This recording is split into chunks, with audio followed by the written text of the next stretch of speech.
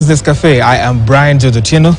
Let's now take off, but not on a very good note, depending on which lenses you wear, of course.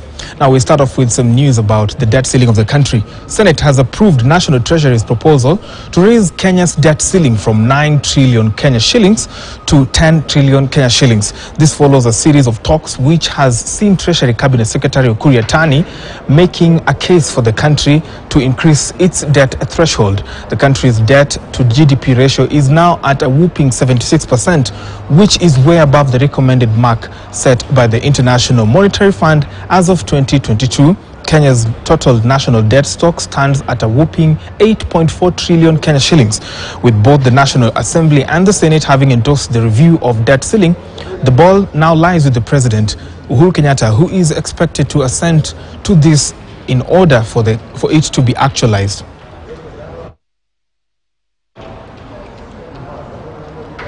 All right, let's still talk matters ICT. Kenya's ICT space is expected to experience more regulation around data privacy as the government seeks to place a lead on data security breaches. Speaking at Data Protection Conference, ICT CS Jomo Sheru urged corporate organizations to embrace data protection and compliance as the government seeks to expand the market opportunities and cooperation in the region. For me, and I do know, is if customer data is not handled carefully, there are serious consequences involved. Loss of trust, penalties by regulators, and class action from customers. As more and more socio-economic activities are happening online, the importance of privacy and data protection is increasingly becoming recognized. There is, especially in relation to concerns on information of being collected, how its information is to be used, who this information is to be shared with, and whether the subject of this information have been consented to. Ladies and gentlemen, the right to privacy is acknowledged as a basic human right under the Universal Declaration of Human Rights espoused in many constitutions globally. Globally, 137 countries have already engaged in some form of privacy international law to data protection to ensure that their citizens' rights are protected. But now you can protect data, you can secure the data, and you can know exactly, who is the custodian and who is going to manage and protect your data. So as a government, it's always great when you have put up the infrastructure, you've put up the policies, the regulations, to then see the industry coming up and starting to utilize these, I would say, resources that we now have.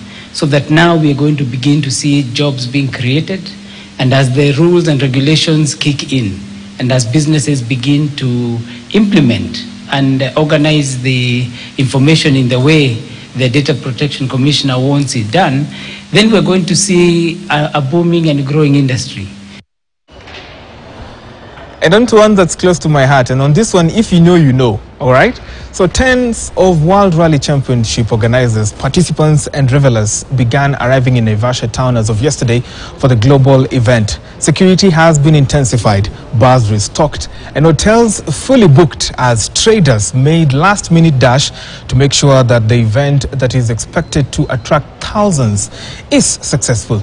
Unlike last year, when major roads were closed leading to major traffic jams and outcry, this year's event will be different, with the motorists allowed to freely use the roads. The rally that has attracted 44 international drivers will run between 23rd and 26th, though there will be a shakedown in Loldia on Wednesday. WRC, kuna wale international community, wote walikuwa wamebook. Wenzetu walipokuja kufanya zile booking ni kama walichelewa kidogo.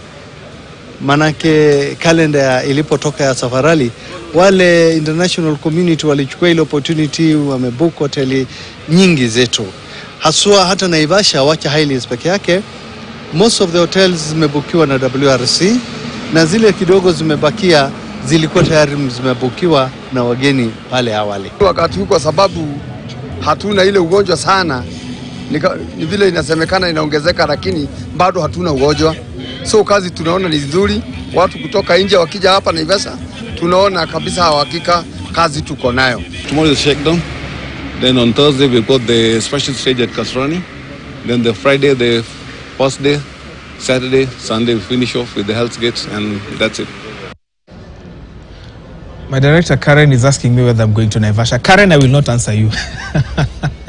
Cereal farmers in the North Rift counties and its environs are better equipped in building crop resilience to deal with the ever climate following the introduction of a crop nutrition program that incorporates seed dressing by use of Yara Vita Seedlift from Yara East Africa. Speaking at the Yara Seedlift Farmers Field Day, Yara East Africa's country manager William Mieno noted the importance of building capacity of farmers through knowledge sharing. When put into practice, this knowledge helps improve on crop productivity.